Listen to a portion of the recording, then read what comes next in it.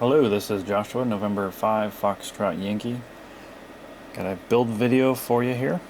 We are going to do a 4-to-1, and this specific antenna is a 7.5 foot counterpoise and a 15-foot radiator. I don't have them available yet, but at some point I'll update for some additional length options. But what I'm going to do is I'm going to build the 4-to-1 toroid. I'm going to wind it. So if that's what you're interested in, hang around for that. And then if you want to do the complete antenna build, I'll be following up the winding build with that. So just a quick layout of this guy. We've got the male BNC connector, so this can connect directly to your radio. This is fantastic for the KH1 as well as the KX2, the KX3, the KX1. Which is a super fun little radio. It is enclosed but not watertight, so you can actually see the winding down there. So let's get to the winding, and then we'll take a look further at the rest of this antenna once we have that winding done. Alright, so if you've got a kit of mine, you're going to have essentially a 2-foot length, and you're going to have another smaller piece. If you don't have a smaller piece, measure out the length. You need roughly 2 feet. So then if there's extra, you can cut that end off and use really about 2 inches is plenty. So we'll leave that one down there at the moment. And then you've got your 43 mix here. So there's probably different mixes that work well. I landed on this one with this size. It's good for QRP. 10 watts is no problem at all. The winding on it is going to be essentially a 4-to-1 with 14 turns, or you can think of it as 14 pairs of turns, and that seems to be, it's actually the most efficient winding that I've tested. So doing back-to-back insertion loss testing, it's actually over 99%, which shocked me. So I ended up building another pair, and sure enough, it's just a very efficient winding. So you're going to fold it in half and essentially find the middle. You don't want to crease, so just leave a loose bend there. And what I do is I just wrap it around my fingers a little bit. So I've got the middle right there. And you just need a small section of enamel taken off. And so I like to use side cutters to remove the enamel. So nothing too specific there. And then I've got my Omni Fixo here. There'll be a little bit more smoke than I like, but the fan is a little bit noisy for the camera, so I've got it turned all the way down. You're going to then take the smaller piece and just get a good grip on it. And then you need to remove quite a bit off of this. You could do the whole thing, which I think is what I'm going to do. You'll see later. It really depends on what you're building. But the center pin where it will be connected on my antenna is pretty dang close. So if you just remove about an inch of enamel, that'll be more than enough to work with. If you're going to do, again, a different antenna, depending on where you need to take your center pin, you might want that to be longer. You might want to only take off a little bit and wrap it around the center. In my case, I can do the whole thing. So then what I'm going to do is get the soldering iron turned on here so it's ready. I'm just going to hold it kind of off to the side where I've removed the enamel.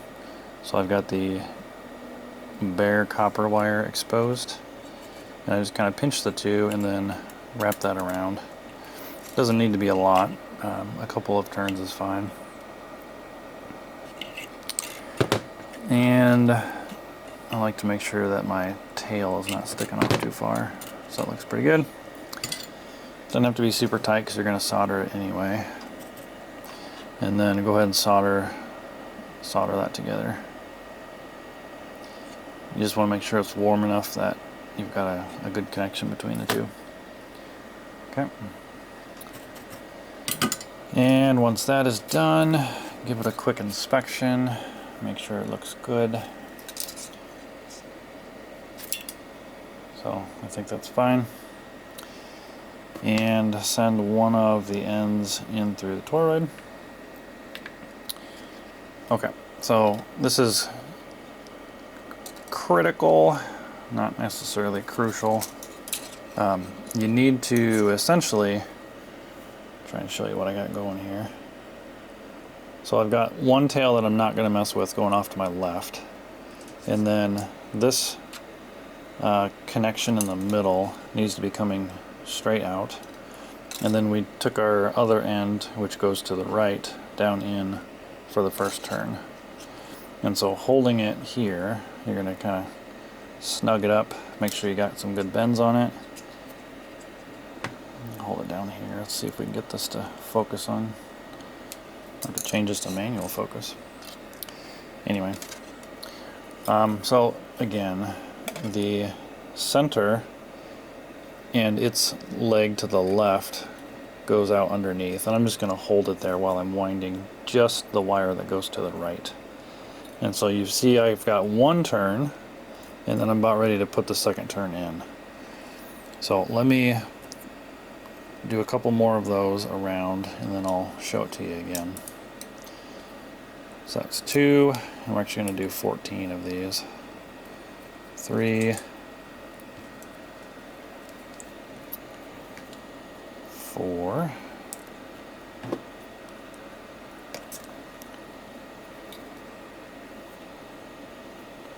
5. And so if we're doing 14 turns, you know, and we want them evenly spaced, you know that 7 is going to be roughly halfway across. So you can kind of eyeball it. You can even split your number into quarters to see where you're at a quarter of the way through. Okay, but what we have again is one side not wound with the center coming off, and then we've got 1, 2, 3, 4, 5, 6 turns so far. So I probably should space these a little bit more, but it's easier to space them, or it's easy enough to space them further apart unless you're winding it super tight, which you don't necessarily want to do, because then it's more likely to take your enamel off.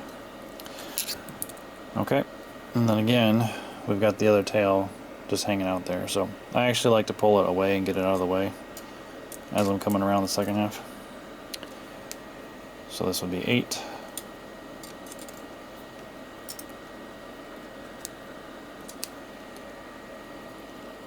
9, 10, 11. So I can see I'm kind of running out of space a little bit, but that's no problem. We're going to scrunch these up a little bit. 12. I'm really bad at keeping track of these. I think that was 12. We'll count them here in a second. 13. All right.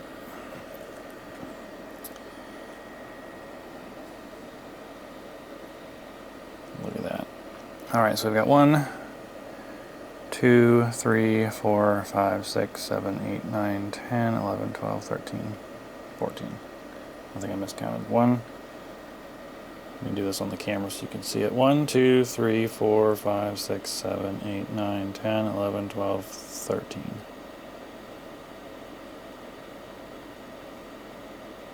Okay. I think I'm 1 short. Alright, and that is 14. Okay. And so 14 is going to be essentially butted up next to. And this is where you got to pay real close attention. So essentially we're starting with the wire underneath my thumb there, and it's got the short pigtail. Okay, it's going to wrap underneath and just to the right of that tail that just got pulled out, and it will end up on top to the left of that tail that we just finished with. Okay, so I'm going to bend it down. I'm going to take it underneath and through to the right of our tail, and it's then going to come up on the left side of our tail. Okay, make sure that's visible here. Okay, And so if we keep these in nice groupings of 2, it will be visually easy to see where you are. But as long as you don't cross any wires, we'll make our way across around the toroid to the other side, and it will then come out on top next to our pigtail in the middle there, which will be the opposite of the tail we just finished. Okay, so again, keep them in pairs of 2 and it's easier to see, but again, as long as you don't cross your wires, which is really the main thing to keep an eye on, then you'll be all right. I will say, if you're using this with a tuner anyway, so even if your impedance transformation is not exactly 4:1 because you do make something cross, it's probably not going to matter too much. What I don't know though is if that will affect your efficiency. But we build it right and then we know what to expect. So just make sure that they don't get crossed. And then this gauge of wire, I didn't want to go any smaller. It's a very tight fit to get this wire to fit 14 all the way around. So every once in a while, like this one right here, I'm not actually going to pull it tight and have those wires split. I'm going to let it kind of sit up on top a little bit, which hopefully you can see there. But again, just make sure you're staying in the right winding. You stay with the group you're supposed to be in. You can count them too, even if they're not laid exactly where they should be. Having the same number is probably going to be just fine. So make sure you get 14 again. You can always count them after the fact as well. They're just more difficult to see.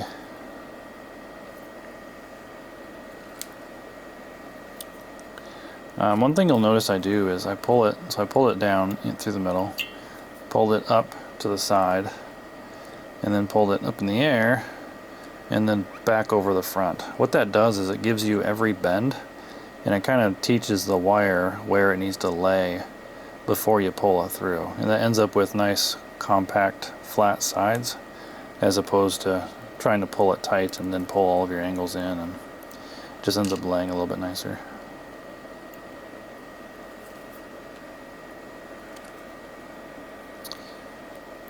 Alright, almost there. Okay, should be the last one. Alright, so I'm going to flip it back over, show it to you the same way we had it before. Okay.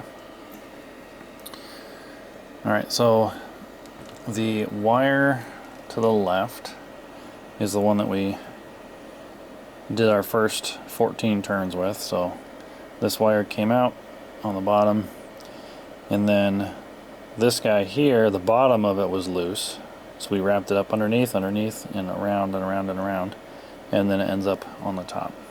What's cool about this is if I flip this guy over, it's the exact same layout.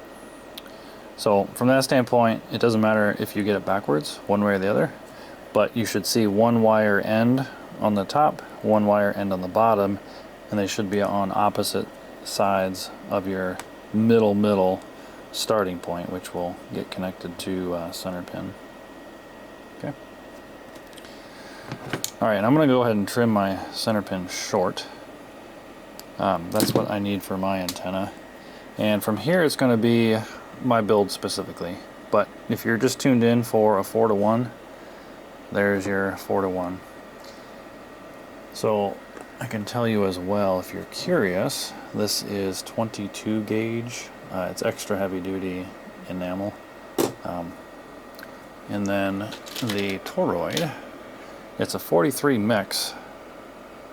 And I'm failing to recall what the size is. It's a 50. Yeah, it looks like it's a T50. I don't know if you can see that. There you have it.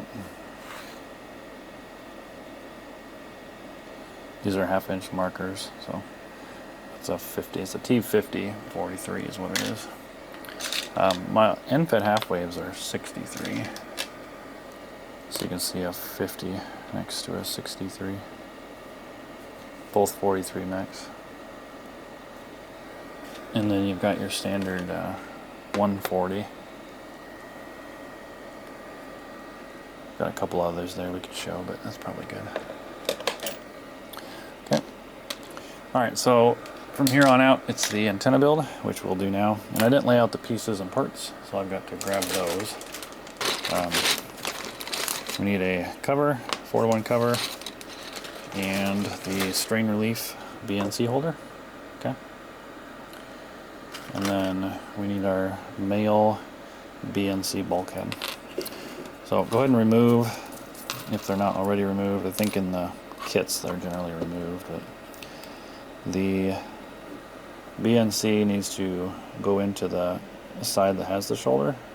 So this side's flat, this side has a shoulder. So put it into the side that has a recessed shoulder. And you'll notice there's a flat edge on here. Probably see it right there. Flat edge, flat edge. So line that up. Push it through, wiggle it a little bit, make sure it's in all the way. Okay. And then this actually shouldn't be in your kit.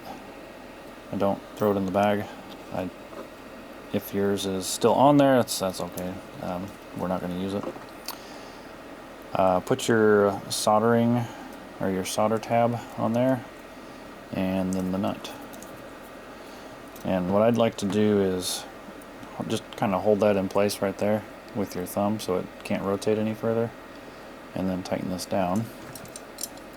And then take a pair of adjustable pliers, in this case they're channel locks, and I like to set it down on the table so you can see it's down on the table, and you can hold it in place, and then you can rotate the nut to make sure it's nice and tight. Okay, and then it's ideal if you have a flat edge that lines up with the solder tab, so then you can bend the solder tab up like that. And so let's see if we can get that in the camera. You'll see the solder tab kind of lines up with that flat edge. And then I can again grab it with the adjustable pliers, and I can actually smash it down along that flat edge, and that will keep anything from moving. Okay. Alright, so from here on out we're going to need some wire. So if you're using something else, my intention is to have this available with and without wire, just like all my others. These holes should be fine for a larger gauge silicone wire, but I'm going to use Polystealth 26. And I'm going to have a quick pause here because I'm going to measure out my wire. But again, the wire is Polystealth 26, and this configuration is going to be a 7.5 and a 15-foot. So thank you to Adam, K6ARK, for doing quite a bit of experimenting, testing, or maybe he got it on the first try. But he found the KH1 will tune every band on that radio with this antenna. And so that makes for a very nice, compact, lightweight wire antenna. Get you a little bit more gain out of your antenna than with the whip. Okay, and so on my, I'm going to talk out loud here a little bit.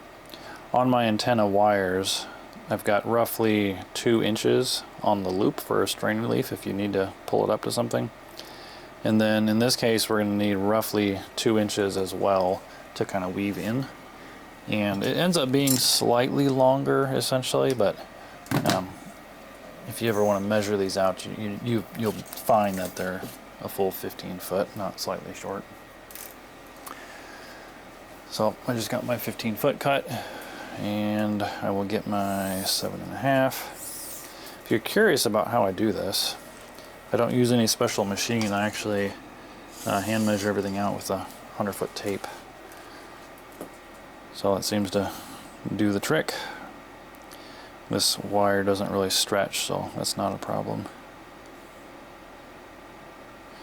Alright, so we got our 7.5. And I put these wires on the wrong side of me, so let me get these switched. I always do my counterpoise on the left side. And we actually do we do the radiator first, but let me go ahead and finish this. I'm not going to do the heat shrink on these. I'll do those afterwards, but essentially what you're going to do, so I'll hold it up here, is the shoulder of, let's see if I can get a good picture here.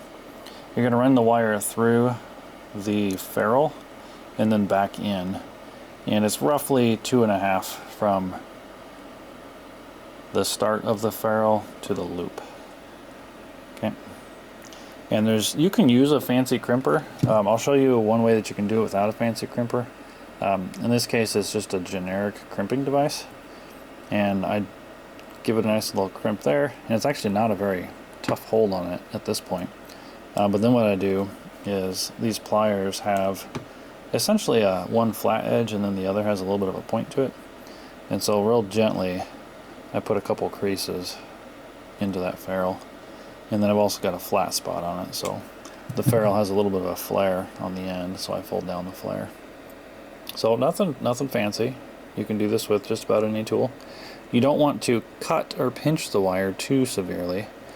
I mean, if you kind of break through the plastic, that's not a problem, but you're probably putting too much force on it. So you can see it kind of gets folded down. The ferrules themselves are pretty thin, so it gets folded down to about the same thickness as the wire.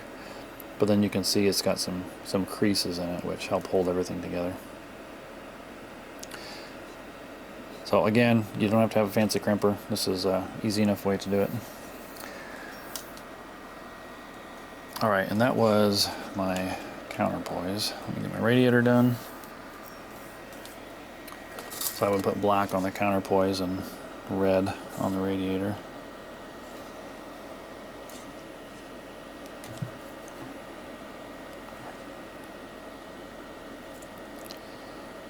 Pinch down. They do make some really nice crimpers for these ferrules, but again, you don't have to use something fancy like that. This will work just fine. When I first started building these, I did some testing just to see what was necessary. Crimpers are nice, but I did quite a few of those, crimped down, and just did some real simple pull tests on them, and actually broke the wire before failing the crimp, which I thought was kind of impressive. Kind of surprised me. Okay, so this is the radiator. So in this orientation, the radiator is going to go into the bottom right hole. So you're going to go down with it. Just pull, I don't know, roughly a foot through there. We're going to pull it back later anyway. And then go back up. Okay. And then you're going to go from top back down to the bottom, and from the bottom back up to the top. Okay. So we'll kind of get this laid out here so you can see what's going on. Okay. And you can lay that down briefly and take a little bit of insulation off the end. And then I'd like to hold this here. And then back on the winding, what we're going to do is we're going to solder the winding to one of these legs. And it doesn't really matter which one. I've never measured this before, but do about 3/8 of an inch. Cut it off. And then what you need to do is about 1/8 of an inch away, strip the rest of that.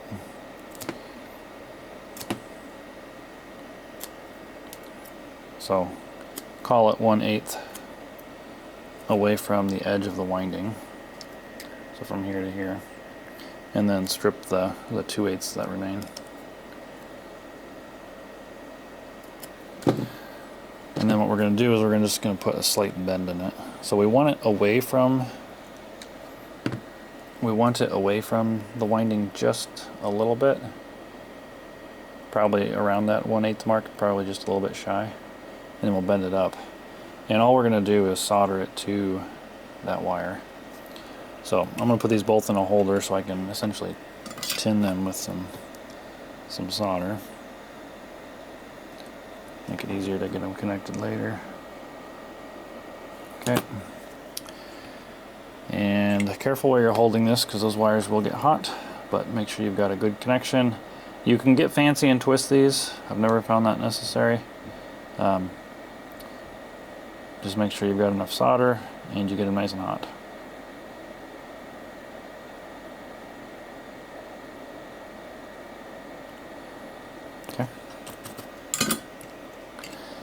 Alright, and try to get you a good view of that. Just pair it up alongside it. Again, make sure you got plenty of solder. And then trim that. You want it about 1/8 of an inch long. It's probably slightly shy of that. Okay. Alright, what we're going to do from here is I'm going to go ahead and trim off this other leg. This will be longer than necessary, but trim it, you know, maybe 3/4 of an inch away. But what we're going to do is we're going to pull this wire back down through the strain relief. So pull it all the way back down, and then just kind of set it in place, roughly where it belongs. It's going to be at an angle a little bit, that's okay. But what I'm going to do is I'm going to hold the toroid in place, and then I'm going to pull the wire back up from that first loop. Just like that. Okay. And then I'm going to switch hands, and I'm going to hold the loop down at the bottom with my thumbnail. And then I'm going to pull this second loop back through. And reverse again.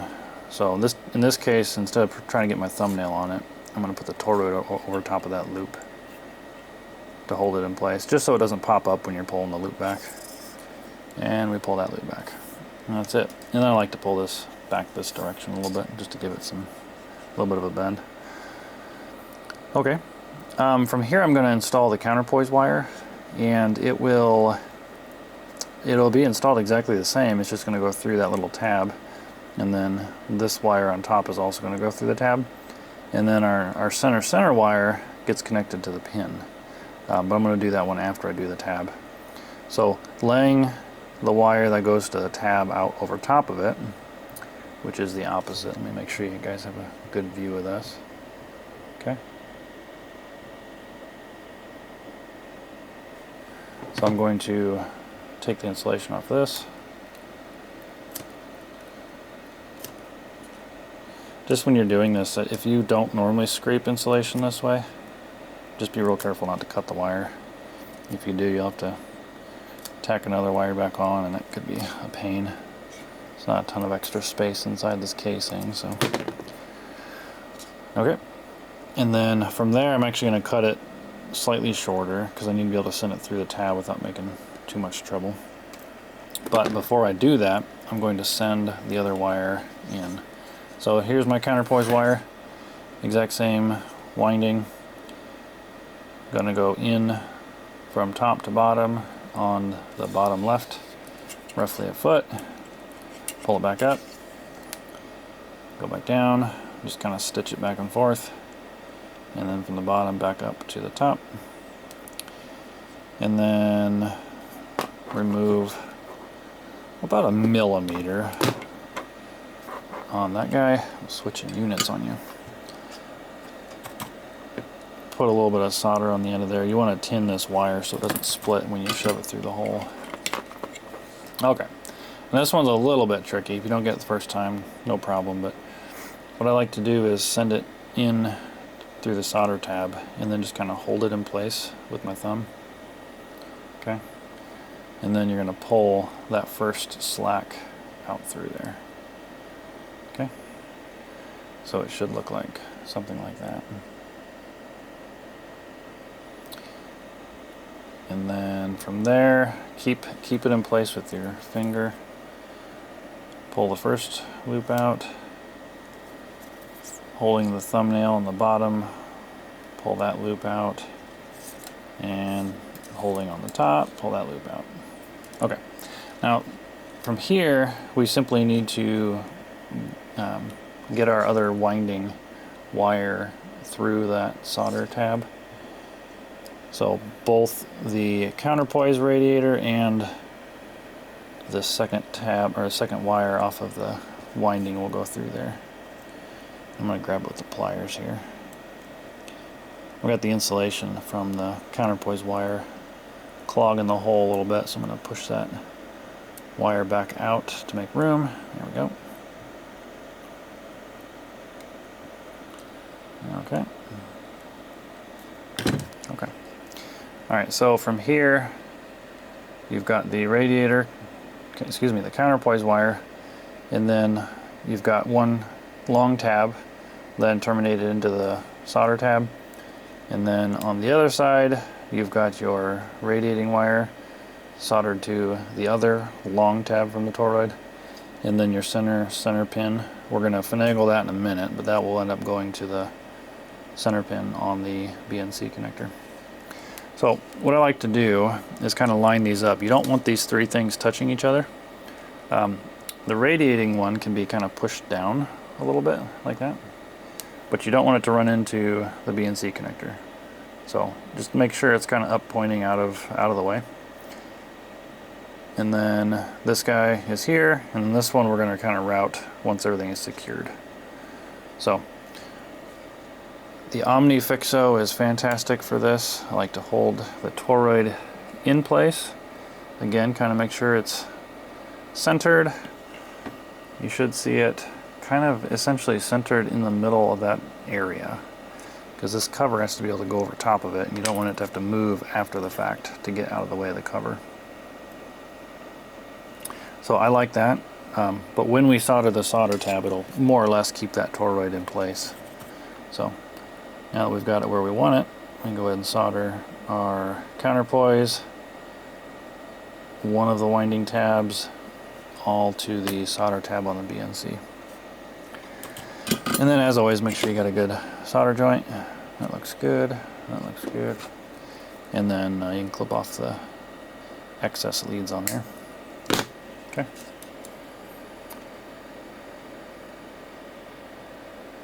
There it is. All right. And then on the center pin, what I like to do is route this kind of up and then across. Again, you just kind of want to get it away from anything else that it can ground on. And then you might have it a little bit long. So in this case, it's, I don't know, again, about 1 millimeter, less than 1/8 across that center pin, which is about perfect. I've built a few of these, so I guess I cut it at the right length. But just make sure it's not touching anything. And it'll all be secured once the cap is on, so that should be just fine. So then once you trim it, you should have already taken all of the enamel off, so if you haven't, do that and then lay the wire out again. And then in this case, you need to make sure that it gets seated all the way down inside. Not that I'm concerned about the electrical, because you'll sort that out when you solder it, but you don't want it to sit too high for the cap. Only so much room in here. So that looks just fine where it's at. And everything is spaced far enough away that that all looks good. So from there, I'm going to simply solder the center pin. Make sure you get it hot enough, but don't overheat the Teflon. Yep, that looks good. You don't want to move your center pin by having it too warm. So if you look at it, if you pay attention to specs, there is a certain spec for where the end of that pin should be in a BNC connector. If you're not familiar, just take a look at it before you start. You want to make sure it doesn't move. It needs to be, I think it's simply just shy of the edge of that Teflon tube. You don't want it protruding, because then it may be too far, and you don't want it short, because you want to make sure you always get a good connection with your radio or tuner or whatever you're going to plug it into. That looks good. So radiating connection is out of the way. Center pin up to the BNC is out of the way. That looks good. And then the counterpoise to the solder tab ground on the BNC also looks good. Okay. And that's it. We're going to now glue the cap on. So there's nothing fancy about this. I take some super glue and run super glue around the bottom edge. I think it's easier to put it on the cap than it is on the antenna base. So again, nothing super fancy. You should see it all the way around there.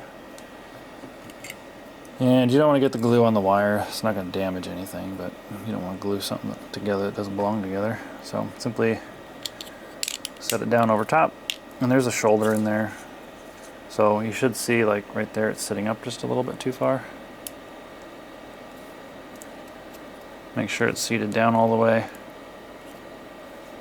And then this is not necessary, but I clamp these for a few minutes to make sure they're seated where they should be. But if you hold it for a few seconds, it should be fine, but you should see everything line up. And that's it. So the 4-to-1 with a 15-foot radiator or 7.5-foot counterpoise. And again, at some point, maybe you're watching this after the fact, I'll have these available with different lengths. But until now, that's what I've got. And this video will go up once I have my kits available. So if you're watching this, I should have kits in this antenna now as well as all the other ones. I think there's maybe one other that I don't have available right now, and that's the I call it the Fat Boy. There's a couple of reasons for that I won't mention at the moment. At some point I'll re-release that in a slightly different form factor, and then kits will be available for that as well. There is the shrink tube to go over the ends. And then really the last piece of this is this antenna in this length of wire actually comes with a slightly smaller winder than normal. All of my other QRP antennas have a slightly larger one, and that would be this guy here. So it's a little bit shorter, but it's the same length. And I actually am now using this one for my 20 meter in-bed half wave, the smaller one. So you can still fit quite a bit of wire on it. I'll try to make sure that it's the smaller one if possible for the length of wire. I don't know where that cutoff will be, but I think a 41 foot is probably going to be too much for this. So I don't know that I'll be able to do a 41 with the smaller winder, but we'll see how it lays out. That smaller winder is new for this specific antenna, so I'll have to check it and see how it works out. You'll have this stretch cord in your kit, and it'll have the ends melted already, so you don't have to worry about that. But all you're going to do is put a loop on the end. But the tricky part is you need to pull all of the excess out of this. So I generally will just kind of throw together a real loose knot like you just saw, and then I pull the excess and work the excess back out of it. So then you end up with a teeny tiny one, but then once you pull it tight, you've got a pretty good loop. Not bigger than it needs to be, but also not eating up a lot of extra cordage that you don't need.